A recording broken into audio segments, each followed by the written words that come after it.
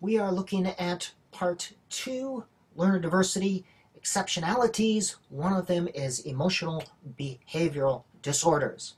This is how the U.S. Department of Education defines it. You can stop this and read it yourself. You don't need me to read it for you. Essentially, it is when your emotions get in the way of learning or socializing, or when your emotions get in the way of or disrupt the learning of others. Now, EBD is emotions and behaviors. There's a tendency to look only at behaviors, external, and ignore emotions, internal. It is both of those. Some people see EBD as simply manipulating or controlling behavior to get them to in a nice box. There is externalizing and internalizing behaviors. Externalizing behaviors, things we can see. When we see these things in the classroom, EBD is more likely to be identified.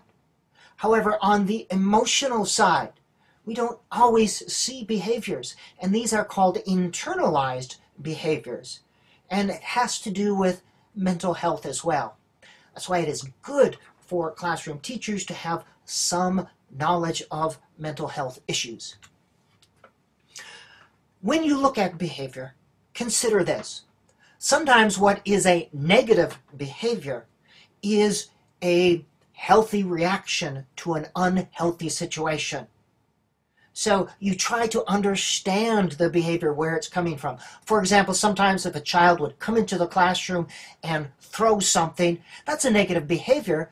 But if there was a negative experience at home, on the classroom, on the playground, on the bus, that is sometimes a healthy reaction. Something bad happened. So it is normal that they would react somehow. So don't automatically think negative behavior, oh, EBD. Try to understand first.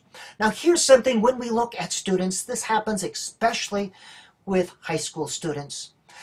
Students often don't understand their own behaviors and emotions. All right? They only experience their emotions. They don't understand how this compares with a norm.